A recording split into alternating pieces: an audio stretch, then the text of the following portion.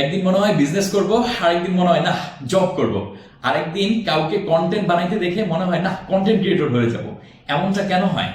আমরা কেন ডিসিশন নিতে পারি না? এটার কারণটা কি জানেন? নিজের একটা ক্লিয়ার গোল না থাকা। আপনি জানেনই না আপনি কি করবেন। আপনি যেদিন জানবেন আমি এইটাই চাই, এইটাই লাগবে, এইটাই করব, ওই দিন আর আপনার বাকি কিছু মাথায় আসবে না। সো আপনার ফার্স্ট টু নিড একটা ক্লিয়ার গোল সেট করা। আরেকটা কারণ কি জানেন? আপনার এই যে এরকম মানুষেরটা দেখে কেউ কন্টেন্ট করে অনেক ভালো করছে, কেউ বিজনেস করে আশেপাশে অনেক ভালো করছে, আপনার ওইটা দেখে ডোপামিন রিলিজ হয়, আপনার মজা লাগে, এই জন্য আপনিও করতে চান। যেদিন দেখলাম এরকম করে করে এটা করবো না ওইটা করবো, আমার 2 থেকে 3 বছর নষ্ট হয়ে গেছে, তারপর বললাম যে এইভাবে তো আর নষ্ট হতে দেওয়া যায় না। সো ডিসিশন নিলাম আমি বিজনেস করব। তারপর আমি বিজনেসটা জার্নি শুরু হলো। ডানে আমি কিছুই তাকাই নাই, শুধু বিজনেসটাই করব, লাভ হইলেও করব, লস হইলেও করব, এবং এখন এটাই করছি আলহামদুলিল্লাহ। আপনি আসলে কনফিউজড না, আপনি আসলে একটা ক্লিয়ার গোল সেট করতে পারছেন না।